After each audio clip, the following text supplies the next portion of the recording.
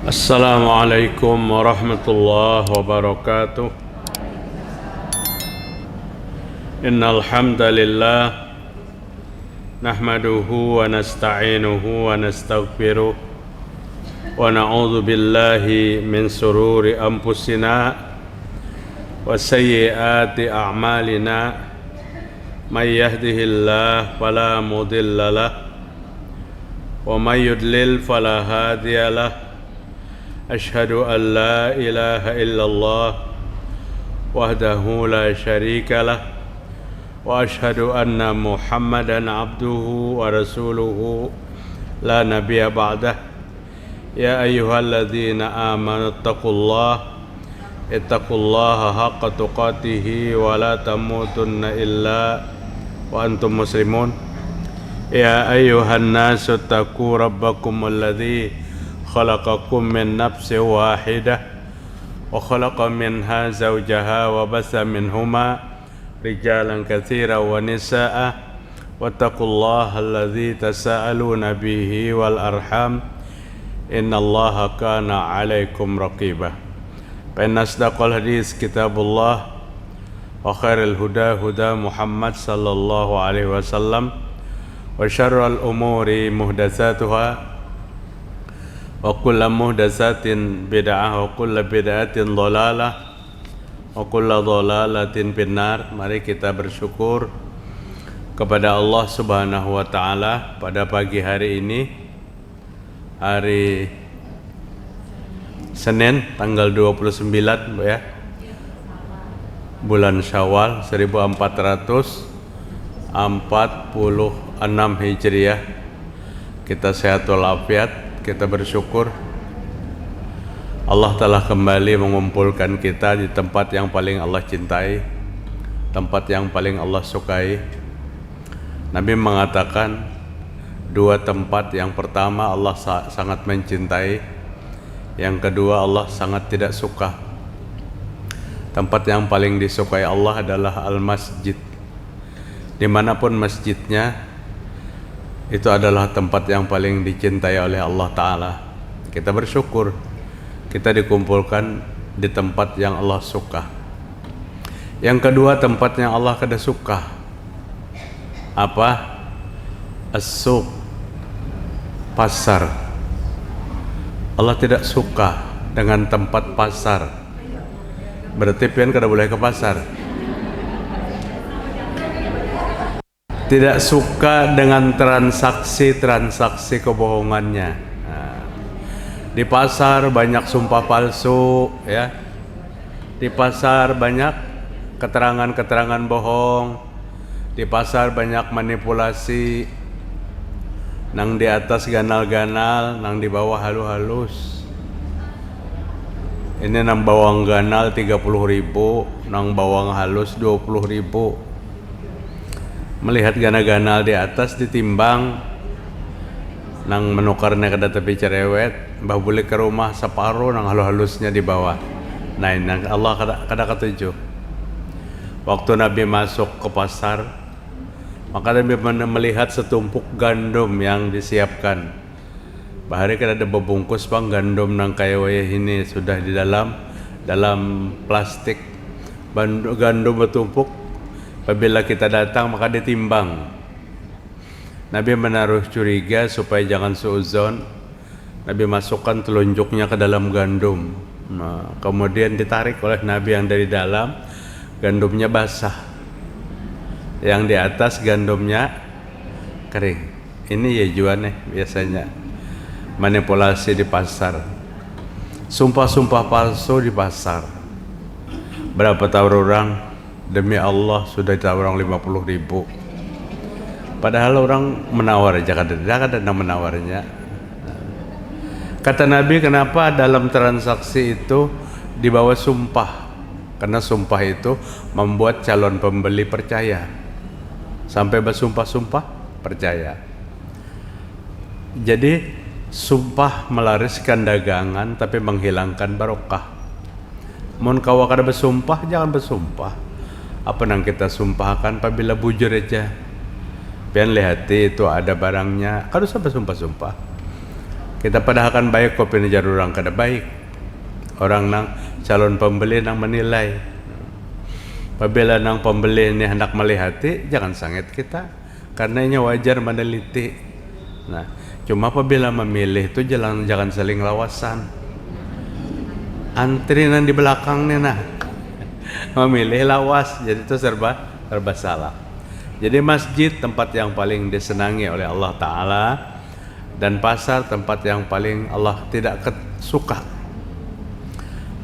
Apabila masuk masjid, tadi kita langkahkan kaki kanan, apa bacaannya? Allahumma inni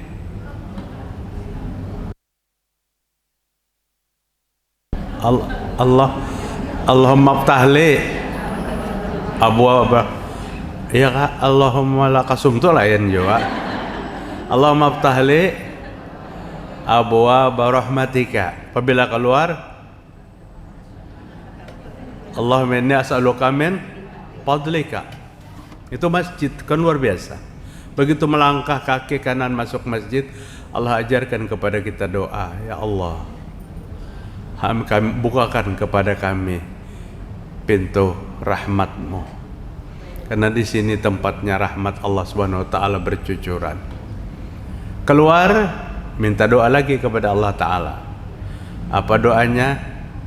Allahumma inni as'aluka min fadlika. Coba baca masuk WC, doa masuk WC.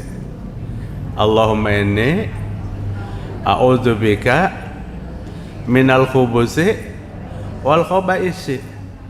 Ya Allah, hamba berlindung daripada khubus dan khaba'is, setan laki-laki dan setan perempuan.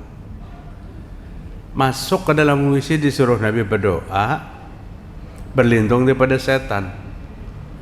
Artinya WC tempatnya, tapi mungkin hendak bana BAB jangan kada masuk. Ini tempatnya setan, lalu BAB-nya di luar. Itu yang kada masuk. Imbahnya keluar dari WC, apa nang kita baca? Ghufranaka.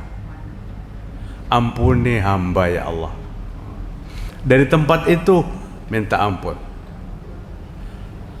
Dahulu waktu di ibtidaiyah diajari ghufranakal hamdulillahilladzi azhaba annil adza wa afani. Ternyata itu tidak sahih hadisnya. Nang sahih ghufranaka, singkat. Ghufranaka, singkat.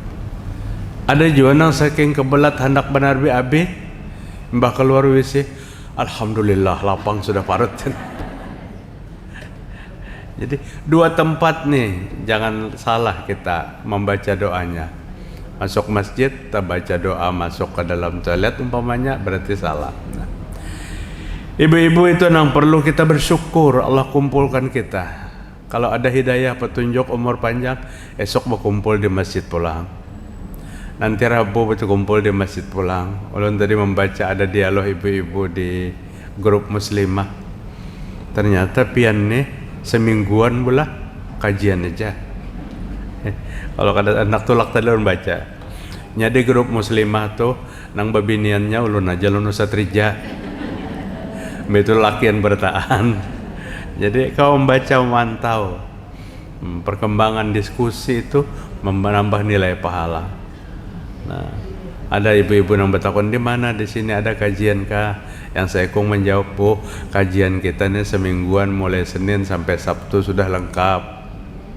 Hari Senin di Mujahidin, nah, Selasa di Ar-Rahmah, Arba di Al-Jihad. Nah, hari Kamis boleh pilih di antara dua, mau ke Ar-Rahim atau Al-Haq. Hari Jumat Muttaqin. Hari Sabtu Sungai Miai. Hari Ahad kau udah buka kawinan pulang karena kajian semingguan. Jadi ulun hanya aja ulun, masya Allah ulun ibu-ibu piannya nah repotnya nah nang ditinggal nih, ada anak, ada cucu, ada laki, ada macam-macam. Minta izin bujur-bujur kau nak ke kajian lah, kutulak ke kajian asal bujur-bujur mendapat izin suami, jangan bakal karasan. Ya suami jangan dulu, nah jangan tulak dulu. Tahu jopang apa alasannya jangan tulak umpamanya. Namun lalu dimamainya orang anak berbuat baik dilarang. Nah, jangan bisa mamayan kita ini menggugurkan pahala. Nah, ibu-ibu rahimakumullah, dalam Al-Quran surah Al-Mu'minun ayat 1 sampai ayat 11 Allah menceritakan manusia yang akan mendapatkan surga Firdaus. Ulun padahakan lawan pian, surga Firdaus itu surga yang paling baik. Surga yang paling baik. Di situ tempatnya nabi-nabi. Di situ tempatnya orang mati syahid. Surga Firdaus. Surga itu kan macam-macam. Jannatul Ma'wa, Jannatul Firdaus, Jannatul Adn, Jannatul Na'im. Itu nama-nama surga. Kalau nama surga itu ada 8 kalau kada salah. Nama neraka ada 7. Ada 7 nama neraka. Mun kada paling ulun. Nang 8 tu surga apa neraka? Anak neraka. Surga adanya lah. Nah, ada 8. Nang Allah Subhanahu wa taala tawarkan pada surah Al-Mu'minun ada apa? Ada beberapa macam dari ayat 1 sampai ayat 11. Orang yang akan mendapatkan surga Firdaus itu. Ayat itu berbunyi, qad aflahal mu'minun. Sungguh telah beruntung orang yang beriman. Orang yang beriman yang mana yang beruntung? Alladzina hum fi salatihim khashi'un. Orang yang dalam salatnya khusyuk. Ulun ditanya, khusyuk dengan ikhlas itu apa bedanya? Khusyuk akan mendatangkan kepada keikhlasan. Orang tidak bisa ikhlas tanpa khusyuk. Jadi khusyuk itu jalan menuju kepada keikhlasan. Makanya khusyuk itu banyak. Apa gedang untuk mendapatkan kehusyuan itu? 1, sholat yang dikerjakan jangan melenceng dari apa yang Nabi ajarkan. Yang kedua, kalau bisa kita mengerti dari apa yang kita baca, minimal kita baca Al-Fatihah, apa artinya. Ini persyaratannya. Yang ketiga, jika kita sholat berjamaah, maka sebagai makmum rapatkan barisan kita. Sebagai imam jangan buru-buru mengangkat takbir sebelum barisan itu rapat. Sehingga diceritakan Nabi Muhammad SAW dalam memimpin sholat berjamaah seperti memimpin pasukan perang. Lihat komando Nabi semuanya fi'il amar. Fi'il amar itu artinya perintah. Istau, luruskan. Aqimu sufufakum, luruskan saf-saf kalian. Rapatkan, luruskan. Itu perintah. Jadi imam jangan lebay, tolong jamaah safnya dibujurkan. Oh iya tuh imamnya. Kalau saya pakai tolong, saf luruskan dan saf rapatkan. Nabi nangkaya memimpin pasukan perang.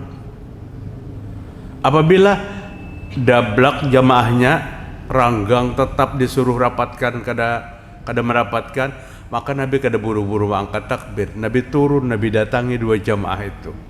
Nabi rapatkan bahu dengan bahu. Itu artinya untuk mendapatkan apa? Salat khusyuk.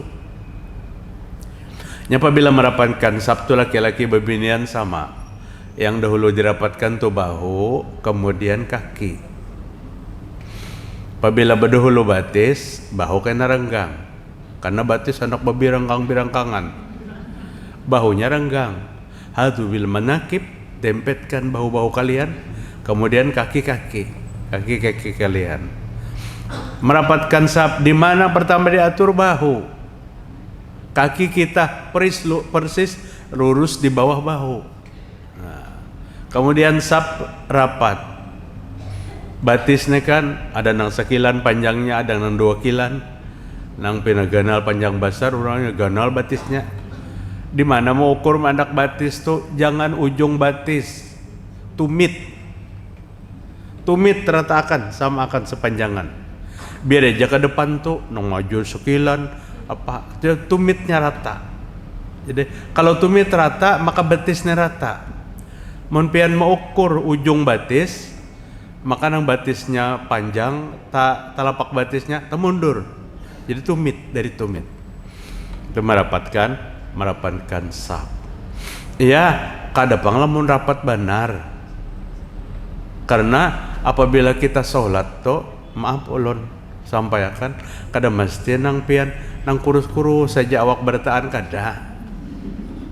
Ada terdapat nang seikong jadi ukuran 2, maaf lah.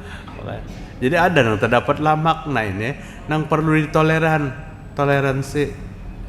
Karena apabila tasyahud pian duduknya tawarruk, nang lamak dia saling ngalihan boy.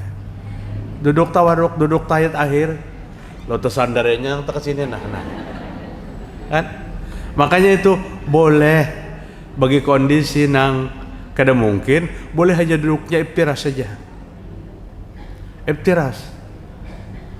Maaf batisnya ganal, pahanya ganal, lalu tawarruk nang bemiring. Tersandar nang di sini. Berubah posisi 2-3 ikung ke sandaran. Boleh aja duduknya iftiras. Kalau nya kada kawa. Tawarruk tuh kan harus tawarruk duduknya di bagian akhir daripada rakaat. Mau rakaatnya 4, 3, 2 apabila penutupan maka duduknya tawarruk.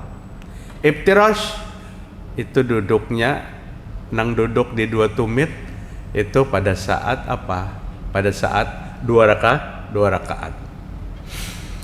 Kenapa Nabi Muhammad SAW menyuruh la salata li hadratit ta'am? Janganlah kamu salat apabila makanan sudah disiapkan. Itu semata-mata supaya salatnya khusyuk. Banyak yang menerjemahkan itu berarti makan lebih besar pahalanya daripada sholat. Kenyamanan itu supaya khusyuk, supaya waktu sholat makanan yang sudah disiapkan itu jangan diganang. Ini peran ibu-ibu. Ibu-ibu yang paling penting. Jangan dibiasakan laki anak turun ke masjid itu dikautakan berdahulu. Sampatnya melihat kautannya, najarnya jar ustad makan dulu hanya turun ke masjid. Lah barang kerja ke masjid. Jadi imbah datang di masjid, kemudian makan bersama. Kalau makan tuh sunnah ibu-ibu berjamaah, membundar nih bagus nih 4 5. Ada yang makan tuh ambil sepiring di ujung sana duduk, ada sepiring di sana, habis saja juga. Tapi berpahala tuh berjamaah, ada rahmat turun bersama waktu itu. Maka Aisyah radhiyallahu anha berkata, aku makan bersama Nabi itu sepiring berdua. Jadi 2 sepiring bersama, lauknya bersama. Ada di Arab tuh biasanya kadosakan bapak piringannya plastik tuh di ampar, kemudian diandak makanan 4 5 dudukan. Itu berjamaah. Kalau berjamaah itu duduknya kada bersila. Apabila bersila bundarannya kada kawa. Jadi duduknya tuh makannya duduk di kaki kiri, didirikan lutut kanan. Nah, itu sunnahnya. Alhamdulillah bu ulun kada kawat pakai nih. Karena mendirikan lutut kanan tuh parut ningali. Padahal Nabi justru mendirikan lutut kanan duduk di kaki kiri itu menekan sepertiga lambung. Sehingga ukuran yang harusnya masuk 3 piring bisa dikurangi separuh. Sepiring setengah sudah kenyang. Karena lutut menekan sepertiga lambung. Amun bersila, itu terbuka lambung kita. Berapa piring aja masuk. Nah, bulan puasa, buka puasa tuh bersila biasanya seperti itu. Kita umum kalau makan tuh bersila karena kita makan sepiring 1.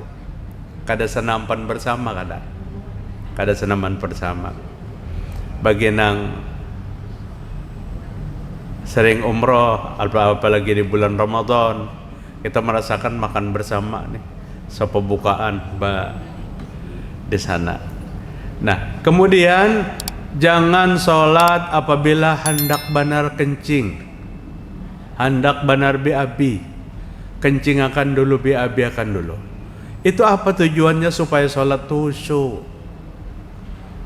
Ini sholatnya 4 rakaat, imamnya panjang, harus nyampe parut aja. Nah, maka tahu tadi aku berdahulu, BAB berdahulu.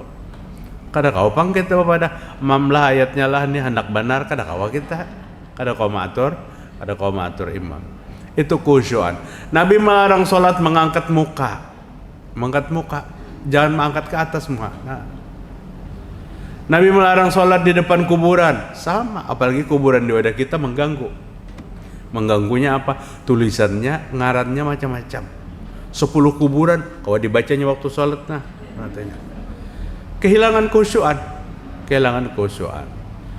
Nah, ibu-ibu rahimakumullah, orang yang khusyuk dalam sholat itu ranking pertama untuk mendapatkan surga Firdaus. Aisyah radhiyallahu anha berkata, Rasulullah sallallahu alaihi wasallam sholat di dalam Baitullah sekalipun, maka Nabi tetap melihat ke tempat sujud. Kadang melihat ke dinding Baitullah. Kalau dalam Baitullah tuh kiblatnya terserah aja, mau ke timur, ke barat, ke utara, ke selatan. Dalam Baitullah. Tidak juga melihat kepada dinding Baitullah, melihat ke tempat sujud, menunduk. Padahal di dalam Baitullah. Apalagi kita di luar Baitullah, tetap ke tempat sujud. Apalagi kita yang jauh dari Baitullah, di mana kita di sini salat, khusyuan, mata ke bawah. Ini pun juga sering aja terganggu kita. Ada yang di depan, yang heboh sholatnya, sibuk sholatnya, kita juga bisa terganggu. Magennya mungkin lamun sholat di kampung, musim banyak nyamuk, repotnya. Musim jamaknya nyamuk, lampu mati pulang nyamuknya berpurut. Iya nang, alhamdulillah alamin waladhdallin langsung. Aksaranya, bacaannya kada beres. Nah, khusyuan dan ibadah suatu penting. Kemudian ibu-ibu yang kedua, walladzina hum ala salawatihim walladzina hum fi salatihim khashi'un walladzina hum 'anil lagwi mu'ridun. Orang yang mendapatkan surga Firdaus, orang yang meninggalkan perkataan, perbuatan yang tidak bermanfaat. Amun nang kada perlu dipenderakan, jangan dipenderakan. Ganal banar pahalanya menjaga diri daripada ucapan nang kada baik. Tapi memang kebiasaan bapender di kajian kan garunumannya jambahno. Di kajian garunuman terganggu juga konsentrasi sedikit, dibuncus sana kayak ini, dibuncus ini kayak ini. Cuman ya itulah ujian kita. Padahal kita duduk di kajian nih, ibu-ibu paling lawas pian sejam biasanya kan, kada sampai juga sejam lah kurang lebih lawan tanya jawab. Tanya jawab tuh sudah bebas. Tapi waktu disampaikan satu kajian, sahabat itu diam waktu Nabi menyampaikan satu kajian. Yang diam itu pun amun dapat separuh dari yang disampaikan. Apalagi yang heboh, ribut. Padahal turun dari rumah kita berniat sama. Niatnya apa? Duduk ke kajian.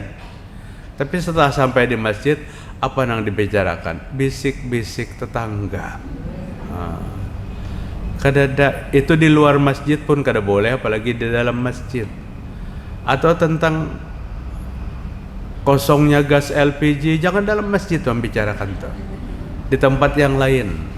Hari ini fokus kita membuka hati kita, pendengaran kita, menerima ayat-ayat Allah yang disampaikan. Ini pian pasti bisa membawa. Ujar lagi pian, apa tadi temanya Bu? Surah Al-Mu'minun, orang-orang yang akan dimasukkan ke surga Firdaus. Buka pian, lawan nang laki. Ayat 1 sampai ayat 11 nang laki membuka, kan itu ada manfaat berarti. Ada manfaat. Nanti jangan laki apa tadi temanya? Aku teguring aja sepanjangan jadi. Tetap tuh sekalipun teguring tersandar, tetap juga dihitung oleh Allah Taala. Allah bercerita kepada malaikat saking bangganya Allah Taala. Ya Allah, kata Allah, wahai malaikatku, di sana ada Pulanah binti Pulan, satu persatu. Pian ini kada danang kada dihitungnya. Semua dibanggakan oleh Allah kepada malaikat. Nang bangga tuh bukan tetangga kita, bukan anak kita, bukan saudara kita, tapi Tuhan kita. Allah bangga pada saat kita ke majelis dan dilaporkan Allah lawan malaikat. Bayangkan Bu, esok nama itu pulang yang dilaporkan. Esok nama itu pulang, subhanallah. Pantas kalau Nabi Muhammad SAW menyatakan, man salaka tariqan yaltamisu bihi ilman sahalallahu lahu tariqan ilal jannah. Siapa yang menempuh jalan ke tempat menuntut ilmu, maka Allah Ta'ala akan memudahkan jalan menuju surga. Amin ya rabbal alamin. Ibu-ibu, ulun tahu nang pian hadirnya kada orang sini sebertaan, banyak nang jauh-jauhan, ada nang sampai mulai digambut sana ibu-ibu, mulai digambut, mulai di luar kota, ada nang mulai di Mantuil, di mana-mana. Yang penting sampai, yang penting datang. Apa tadi yang akan kita raih? Mudahnya jalan menuju surga pada saat kita berada di majelis seperti ini. Maka hindari perkataan-perkataan yang kada bermanfaat, perkataan-perkataan yang kada ada bernilai. Orang yang akan Allah masukkan ke surga, orang yang menjauhi ucapan-ucapan yang kada bagus. Ada orang berbicara dan kita kada perlu tahu, jangan bertakut nawa tadi nang pian penderakan, kada perlu. Kita akan ikut bertanggung jawab, nanti di akhirat. Pada saat kita kada harus tahu, kita memaksa untuk tahu. Makanya di dunia ini lebih baik kita tidak tahu urusan orang lain daripada kita harus mencari apa aja urusan orang lain. Kalau kita mencari apa yang diurus orang lain, maka kita kada tahu urus diri kita sendiri. Kada pernah tahu urus diri kita. Sampai Allah Ta'ala letakkan orang yang menjaga ucapan daripada yang tidak bermanfaat ini, maka ini yang akan masuk surga Firdaus, salah satu di antaranya. Bapak ibu-ibu rahimakumullah, walladzina hum salatihim khashi'un walladzina hum anil lagwi mu'ridun walladzina hum lizzakati fa'ilun.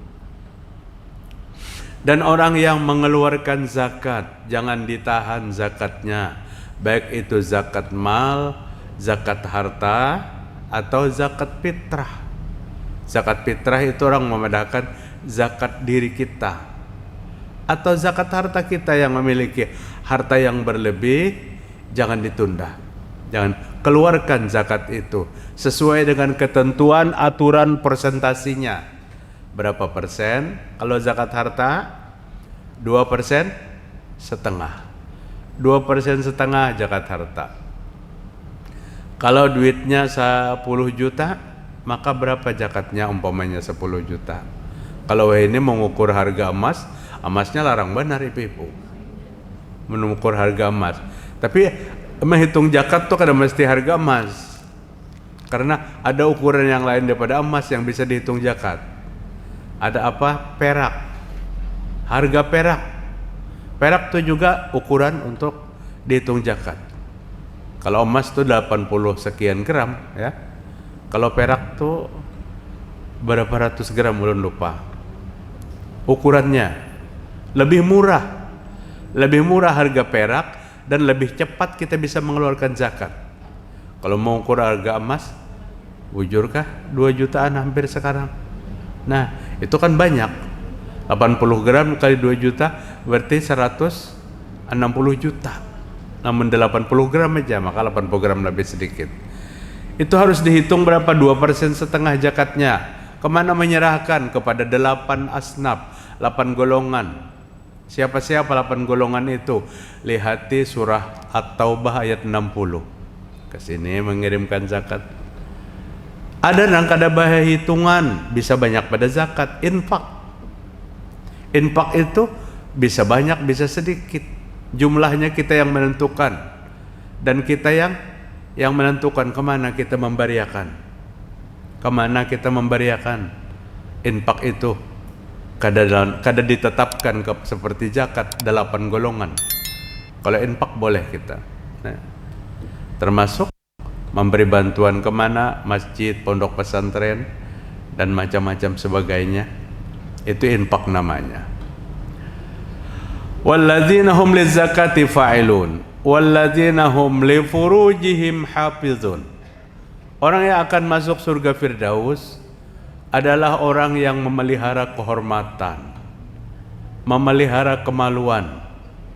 Baik dia sebagai seorang yang belum beristri atau belum bersuami, pelihara kemaluannya, apalagi sudah ada istri, ada suami. Suami adalah pakaian istri, istri pakaian suami. Kayak itu kan Al-Quran memadahkan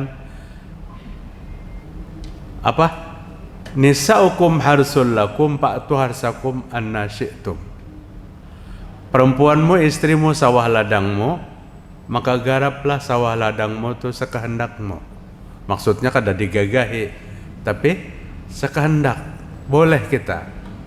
Nabi Allah Ta'ala mengatakan istri ini sawah ladangnya suami, wadah suami bahuma.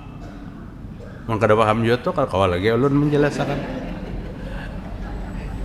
Atau Allah Ta'ala menyebutkan kayak ini, hunna libasul lakum wa antum libasul lahun.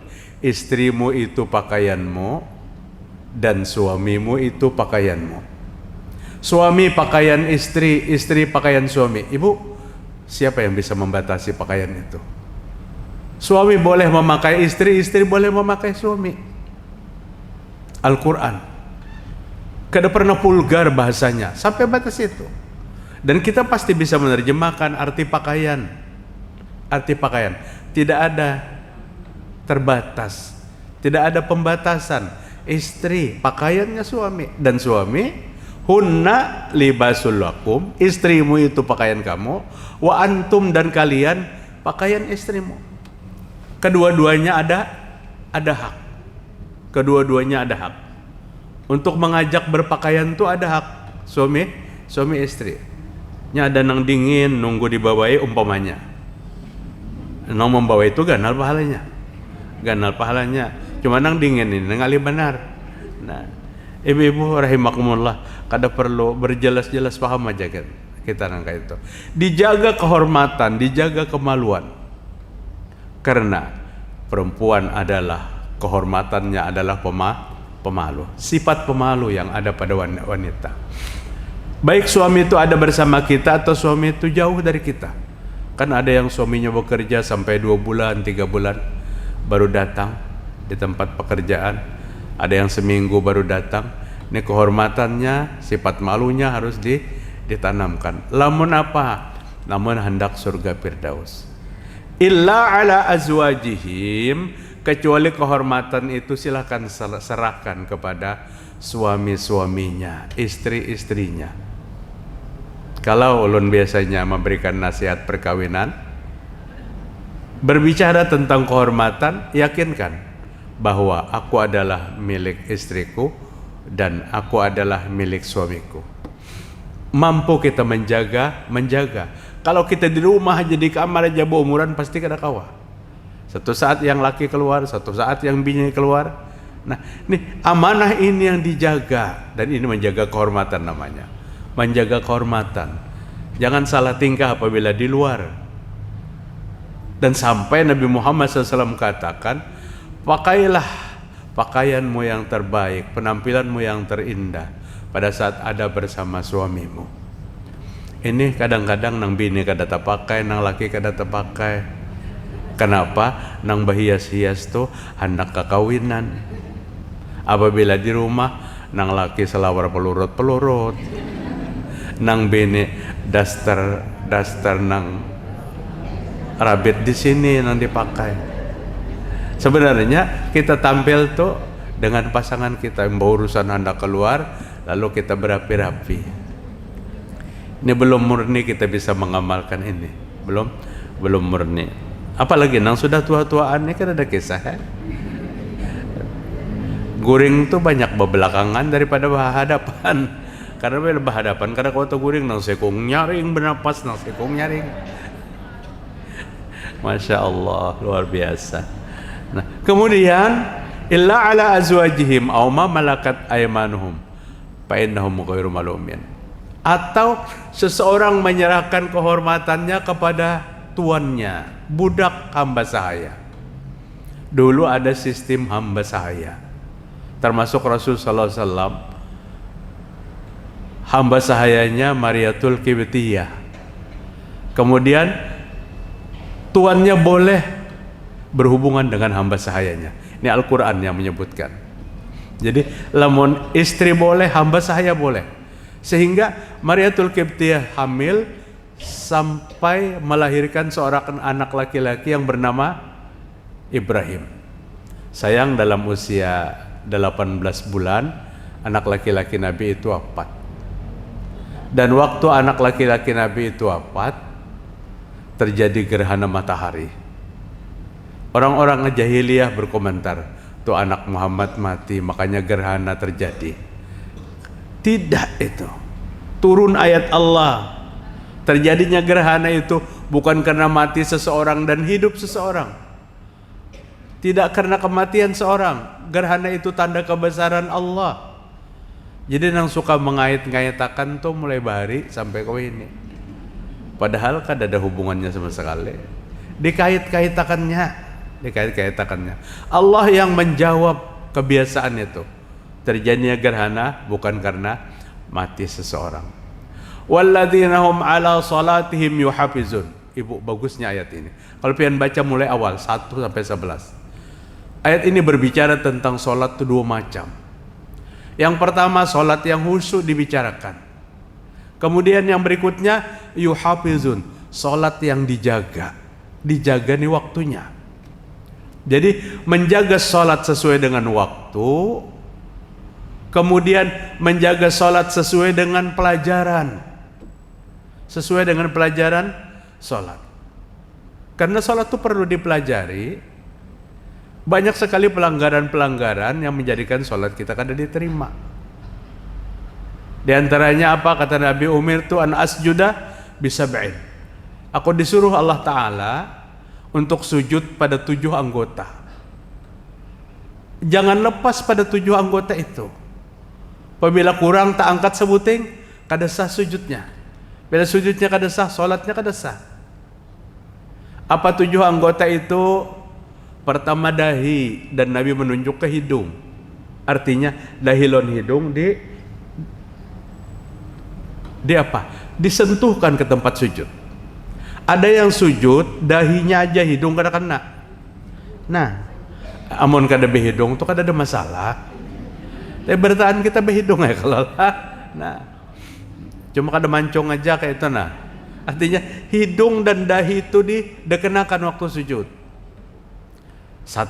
Kemudian Nabi mengisyaratkan 2 telapak tangan. 2. 3 jadinya. Sudahlah. Kemudian Nabi mengisyaratkan 2 lutut. 5. Dan 2 ujung jari. 2 ujung jari.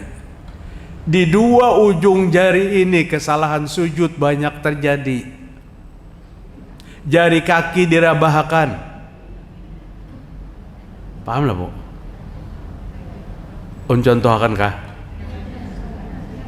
Hanang lah contohkan. Ini kan sah sujudnya Bu. Yang pertama yang Nabi larang itu sujud dengan tidak meletakkan hidung. Hidung kada kena, kepala aja yang kena. Dahi harus lawan hidung. 2 tangan ini apabila sujud jarinya dirapatkan, tapi sunnah. Kalau jarang tetap sah. Dan 2 tangan ini harus berbarengan, berpaparakan antara 2 bahu atau 2 telinga. Biar terserah aja, biar mandang tangan. Nah, antara 2 bahu itu sujud, atau di antara 2 telinga itu sujud. Tapi lamun itu lain sujud. Jadi seiring kalau 2 bahu dan 2 telinga. Lutut sajadah Nabi sallallahu alaihi wasallam baliyadh rukbatain qabla yadayhi. Wa idza nahadha rafa yadayhi qabla rukbatayhi.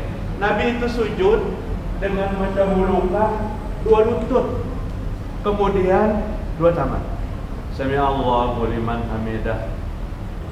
Rabbana walakal. Kemudian sujud mendahulukan dua lutut. Ulun bahari dua lutut juga. Oh ini lutut kalau lagi. Karena lututnya bermasalah. Ambil hadis yang berikutnya. Idza sajada ahadukum falyabruk kama yabrukul ba'ir wal yadu yadayhi qabla rukbatayhi. Apabila kamu sujud, maka jangan seperti unta yang berderum, unta yang melukuk, maka dahulukan dua tanganmu kemudian dua lutut. Jadi sekian puluh tahun lutut berdahulu, hanya tangan. Pada saat lutut bermasalah mulai berubah. Apalagi sholat tarawih kan banyak. Maka tangan berdahulu. Allahu Akbar. Dapat ba'riyah kita. Hanya itu. Wa idza nahadha, apabila Nabi bangkit, rafa yadayhi qabla rukbatayhi. Setelah sujud Nabi bangkit, maka Nabi mengangkat dua tangan dahulu hanya dua lutut. Ini kadang awal juga aku ini. Paksa dua lutut berdahulu hanya dua tangan. Jadi hadis Nabi itu kondisional lebih. Artinya cocok bagi orang yang bisa nang sudah tua kayak ini. Amun nang anu masih tangan berdahulu, kemudian bangkit. Ada orang ini setelah sujud kadang awal lagi mengangkat tangan berdahulu.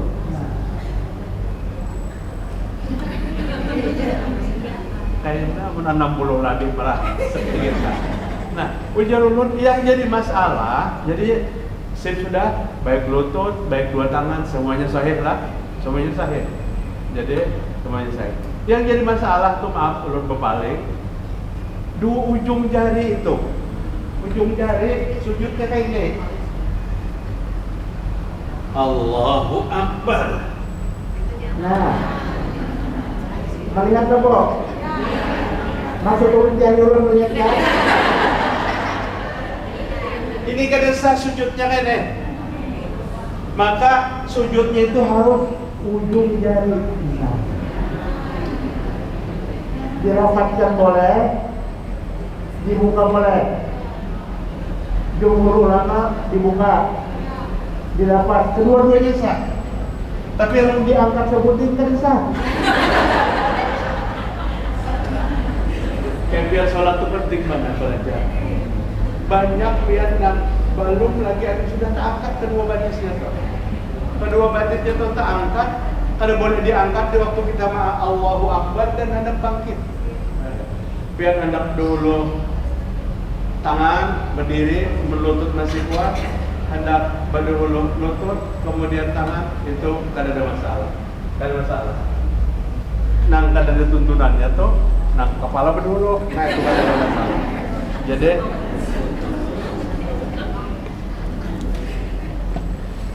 itu arti memelihara solat. Memelihara solat dari kaifiat solat, ajaran-ajaran. Maka ini wajib ini. Aku disuruh Allah Ta'ala sujud dari 7 anggota. Dan harus perhatikan. 1, dahi dan hidung. 2, 3, lutut. 4, 5, jari. 6, 7. 7 anggota. Sahlah sujudnya, kemudian sahlah solatnya. Apabila sujudnya kada sah, maka sholatnya kada sah. Artinya wajib diperhatikan. Maka ujar Nabi Allah Subhanahu wa taala, orang yang akan mendapatkan surga Firdaus, walladzina hum li salatihim yuhafizun. Walladzina hum ala salatihim yuhafizun. Walladzina hum qad aflahal mu'minun alladzina hum fi salatihim khashi'un wa alladzina hum 'anil lagwi mu'ridun. Walladzina hum lizakati fa'ilun walladzina hum li furujihim hafizun illa ala azwajihim aw ma malakat aymanuhum fa innahum ghairu malumin faman ibtagha wara'a dzalika fa ulaikum mul'adun walladzina hum ala salatihim yuhafizun. Apalagi ujungnya nyata, adakah lagi? Ulaika humul warisun. Ya. Mereka itulah orang yang akan dapat warisan dari Allah Ta'ala. Allah akan mewariskan, Allah akan memberi kepada mereka. Apa yang Allah berikan dari 6 macam itu? Jannatul Firdaus hum fiha khalidun, dia kekal dalam surga Firdaus, dan surga yang paling indah, surga yang paling indah, surga yang paling baik, bahkan dikumpulkan dengan surganya para nabi-nabi di dalam surga Firdaus. Mudah-mudahan Allah Subhanahu wa taala akan memasukkan kita berataan terkumpul dalam surga Firdaus, ya. Ibu dengan suaminya atau almarhum suaminya, bapak dengan istrinya atau almarhum istrinya, mudah-mudahan terkumpul bersama di surganya Allah Subhanahu wa taala. Terkumpulnya suami istri di surga, bidadari itu kada ada artinya. Secantiknya bidadari itu kada ada artinya. Jadi pelayan-pelayan kita suami istri apabila kita menempuh jalan yang sama di waktu hidup di dunia. Dan kita tempuh jalan yang sama karena kita ingin bersama di surga. Demikian ibu-ibu apa yang dapat saya sampaikan, mudah-mudahan bermanfaat. Silahkan. Nah, hendak ditakunakan. Ulun bacakan dulu lah, ada pertanyaan nang bandak tadi di sini. Nah. Assalamualaikum warahmatullahi wabarakatuh. Waalaikumsalam warahmatullahi wabarakatuh. Pak Ustadz izin bertanya. Iya, silakan. Bagi calon jamaah yang akan melaksanakan haji tamattu untuk membayar dam kambing, apakah boleh dilakukan baik pembelian ataupun penyembelihannya di bulan Dzulqa'dah? Sahkah apabila tidak dilakukan di bulan Dzulhijjah pada hari nahar atau hari tasyrik? Bagus pertanyaannya nih bagi calon jamaah haji. Bayar dam itu hari nahar. Perintahnya dulu pertama. Hari nahar itu hari apa? Hari raya atau hari tasyrik?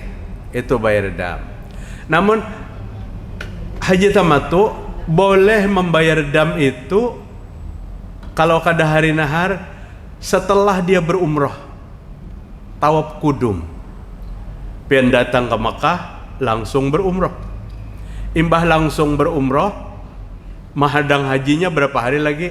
Boleh sudah setelah pian berumrah itu sudah boleh membayar dam. Karena umrah itu sudah rangkaian ibadah haji. Haji tamattu mendahulukan umrah daripada haji. Jadi asal sudah berumrah, umrahnya umrah waktu berangkat haji. Lain umrah pian nang terdahulu sebelum haji lain.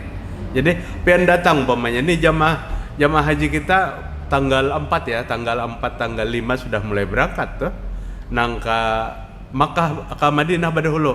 Nah, ke Madinah berdahulu, bolehkah bayar dam di Madinah? Kada boleh. Setelah 8 hari di Madinah, biasanya Indonesia ukurannya 40 waktu sholat di Madinah, kemudian ke Makkah. Ke Makkah ini langsung masuk Makkah, langsung melaksanakan umrah. Umrahnya tawaf kudum namanya, tawaf pertemuan dengan Baitullah. Imbah tuntung umrah, boleh sudah langsung menyembelih kambing karena sudah masuk wilayah haji, sudah masuk. Tapi amun pian detakun waktu nang abdol hari nahar, harian hari raya nang abdol menyembelih kambing dam tadi. Tapi umpamanya kerepotannya apa, hari nahar itu berdasarkan banyak benar berapa juta manusia nang berkumpul nang melaksanakan ibadah haji tamattu, boleh kita menyembelihnya berdahulu setelah kita berumrah haji. Bagi gelombang kedua masuk Mekah langsung berumrah, tapi tetap waktu abdolnya hari nahar dan hari tasyrik. Living cost yang diberikan oleh pemerintah kita, duit kita juga sebenarnya dibulikakan sampai ke sana hilang. Ini kejadian. Babaya sampai ke Jeddah langsung meragap, marhaban. Dikira kenal benar. Nang datangnya seumur hidup ke sana. Pembagian living cost duit nang 1.500 real toh diandak di kantong nih nah. Saya kurang kan. Tahu ini berapa kada tahu lon. Kalau dulu 1.500 real satu, berarti berdua lagi bini 3.000 real. Diragapnya di Jeddah. Ternyata biasa sampai ke Madinah hilang duit nang saamprokan toh. Maka apabila dibagi di asrama haji biasanya dibagi duitnya tuh masukkan langsung ke kopor. Maka duit itu nang cagar menukar kambing. Gasan apa? Gasan bayar dam. Hendak berhutang apa nang cagar dibayarkan? Melunasi biaya tambahan haji aja lucut. Maka boleh bayar dam itu diganti dengan apa? Dengan puasa 10 hari,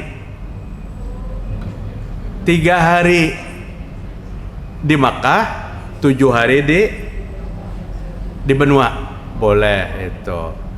Atau memberi makan orang miskin. Nah, tapi ya tetap karena kita berniat ini syarat pertama adalah bayar dam untuk menyembelih kambing, maka kita usahakan itu. Umpamanya ampun nang laki hilang, nang bini masih ada 1.500 real. Dan kalau dulu sampai hari ini mungkin sekitar 400 real lebih lah satu kambingnya. Bayar dam di sana ibu-ibu, jangan tertarik murahnya. Dan ulun sarankan lebih baik untuk tidak banyak masalah, pian masukkan ke bank dam. Di sana nanti dibimbing ada bank dam. Daripada bayar dam rame-rame berkumpul, maaf ulun kalau ulun ingin sampaikan, orang 300 satu kloter dikumpulkan kepada satu pusat, siapa yang mengumpulkannya, kemudian berangkat kita ke biasanya maklarnya warga negara Indonesia juga, kalau kita orang Banjar, buan Banjar yang mukimin di sana. Kita kadang menuduh siapa nang kada jujur, tapi kadang-kadang kita yang 300 orang tuh kadang menyaksikan paling 25 ekung disembelih kambingnya di hadapan kita, belikan kita. Memang kita kada boleh bersuuzon, cuman kalau ujar pernah terjadi setelah kita bulik, sisa kambing itu dijual pulang ke lawan yang lain. Nah itu. Jadi dam tuh kemana nang paling aman? Bank dam, Bu. Ada bank untuk bayar dam di Saudi, itu aman.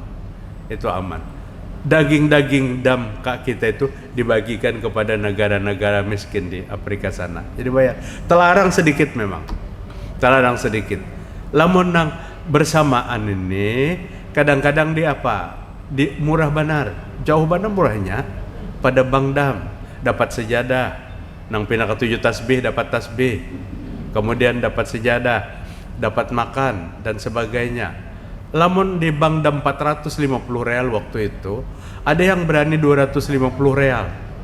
Kita curiga juga ini, harga kambing ini berapa? Dam itu sesuai dengan ketetapan pemerintah Arab Saudi. Jadi mungkin murah-murah benar, jangan tertarik murahnya. Karena ibadah haji kita diwajibkan sekali seumur hidup. Nah, tapi hendak sana juga melihat orang memotong, bagus. Hendak kalau perlu kita turun dari bis, melihati kambing nang mana, kambing nang kita sekolotar tangkap laki pian 2 ekor kambing ini, nah kambing biniku dan kambingku potongakan, selesai. Kita melihat sendiri, itu yang lebih afdal. Tapi daripada sakwa sangka ragu, setorkan di bank dam ibu-ibu. Setorkan di bank dam. Jadi bagus, itu boleh. Bagus benar pertanyaannya. Sahkah apabila tidak dilakukan? Sah, Bu. Sah. Asal pian sudah berumrah. Umrah haji tamattu. Asal pian sudah berumrah, ya. Silakan yang lain ada.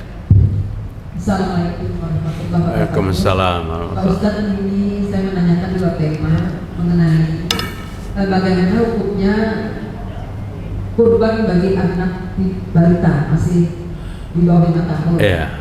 Yang kedua mengenai waris, bagaimana pembagian warisan seorang yang telah meninggal dunia, tidak punya anak, tidak punya istri, bersaudara tapi dia tidak kawin, meninggal duluan, apakah dia dapat bagian warisan? Ya itu saya tanyakan, bagi mohon pencerahan dari Pak Ustaz. Assalamualaikum warahmatullahi wabarakatuh. Assalamualaikum. Ulun jawab dulu bola. Ini macet pulpennya nah. Karena yang pertama, hukum korban balita. Yang berkorban tuh disuruh orang yang sudah balik, Bu, ya. Orang yang sudah balik dan orang hidup. Kita kelirunya kadang-kadang korban tuh bergantian. bergantian. Tahun ini abahnya, tahun itu di mamanya, tahun itu di anaknya. 5 tahun berturut-turut bergantian sampai anak yang baru lahir. Korban itu kepala keluarga dan orang dewasa. Tahun ini abahnya, tahun kena abahnya, tetap yang dapat pahala korban. Kepala keluarga. Nah, jadi balita itu kada masuk persyaratan berkorban. Bolehkah seikung kepala keluarga dengan 2 mata, 3 mata? Boleh. Hendak seikungan sapi. 1 kepala keluarga menyerahkan seekung sapi untuk korban kami. Maka pian nang anak yang dan istrinya mendapat pahala yang sama, korban seekor sapi. Nah, itu jadi boleh. Dan korban itu untuk orang yang hidup. Jangan dimasukkan lagi namanya yang sudah meninggal dunia. Ulama membolehkan kalau orang meninggal tuh berkorban pada saat dia sudah berniat lagi hidup. Karena rezeki ada, aku berkorban. Maka dia titip ke siapa? Ke persatuan korban di masjidnya. Seminggu sebelum hari raya korban meninggal. Maka boleh korbannya itu diniatkan kepada nama yang sudah meninggal dunia. Tapi yang sudah meninggal lawas, cukup anaknya yang berkorban, orang tuanya mendapatkan pahala yang sama. Kemudian waris, yang meninggalnya kada bisi bini, kada bisi anak, itulah ya. Atau kada bisi laki, kada bisi anak. Jelas dong, kada bisi laki, kada bisi anak. Kemudian meninggalkan harta yang banyak. Maka ahli warisnya siapa? Orang tuanya masih hidup. Jika orang tuanya, maka orang tua menjadi waris. Saudaranya menjadi saudara menjadi ahli waris.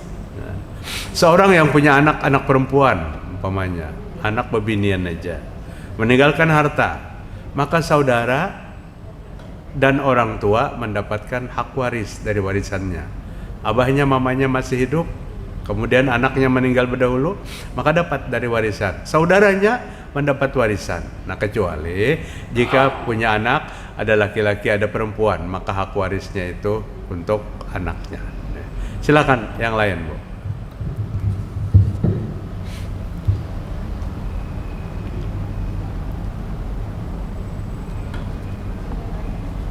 Ada?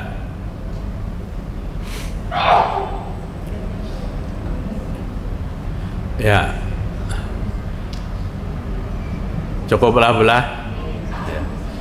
Demikian kajian kita hari ini. Mumpung pian tadi bertanya tentang ibadah korban. 40 hari lagi Idul Adha datang. Kalau kada salah kurang lebih 40 hari. Iya, sebulan ini hendak masuk bulan Zulkaidah. Bulan Zulkaidah 3 sebulan, kemudian Zulhijjah 10 hari. Nah, masih ada kesempatan jika Allah memberikan kelapangan rezeki untuk berkorban. Nah, berkorban dilaksanakan di tempat kita di sini dan boleh dikirimkan ke tempat-tempat daerah-daerah lain. Belum mendengar ada gerakan ibu-ibu juga dan yang lainnya yang mengirim ke daerah-daerah terpencil, ya. Termasuk insyaallah kami untuk tahun ini juga ada beberapa pondok pesantren yang di luar daerah, terutama tahun tadi juga ulun mengirim ke kilometer 20 Tamban, Pondok Ibnu Hasan, Pondok Tahfizul Quran. Kata ustadznya apa, Ustadz? Alhamdulillah Mbah pian kirim itu anak pondok kami semingguan makan dagingnya jajarnya, alhamdulillah. Banyak pondoknya, beratus-ratus pondoknya terpencil dan luar biasa ibu-ibu mengeluarkan hafizah Al-Quran. Kemudian ke daerah-daerah terpencil, mualaf dan seterusnya bagus, dan juga afdol di tempat-tempat kita yang di sini. Cuman perbedaannya pada saat kita berkorban di tempat ini kita mendapat sepertiga dari daging korban itu. Kalau kita mengirim ke daerah-daerah terpencil itu berarti kita serahkan sepenuhnya. Tapi bahagianya di daerah-daerah itu sampai ke kulit-kulitnya dimakan, sampai ke kulit-kulit sapi. Kalau sini kulit sapi kan dijual atau di mana digantikan dengan yang lain. Kalau di kampung itu istilah menyiapkan meja, mbak sudah kulitnya habis ditaruh di atas meja. disiram dengan banyu menggurak, dikarik, dibaginya. Luar biasa. Karena di dalam diri hewan korban itu semuanya bisa dimakan kecuali kotoran dan darahnya.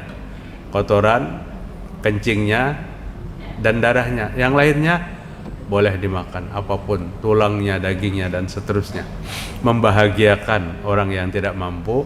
Dan mungkin ada di antara orang-orang yang hidup di pedesaan itu ibu-ibu yang hanya makannya apa? Setahun sekali pernah memakan daging, itu pun pada saat ada kiriman hewan-hewan kurban. Bahagia luar biasa. Bahagia luar biasa. Mudah-mudahan Allah mudahkan lawan kita semua, dan ganjarannya dijanjikan Allah akan melipat gandakan segala harta yang kita keluarkan, dan pengorbanan kita menjadikan itu yang akan datang kepada kita sebagai bantuan di akhirat. La yanallahu luhumuha wala dima'uha walakin yanalhumut taqwa. Tidak datang kepada Allah dagingnya dan darahnya, tapi ketakwaan kita kepada Allah Subhanahu wa taala. Demikian, subhanakallahumma wa bihamdika asyhadu an la ilaha illa anta astaghfiruka wa atubu ilaik. Assalamualaikum warahmatullahi wabarakatuh.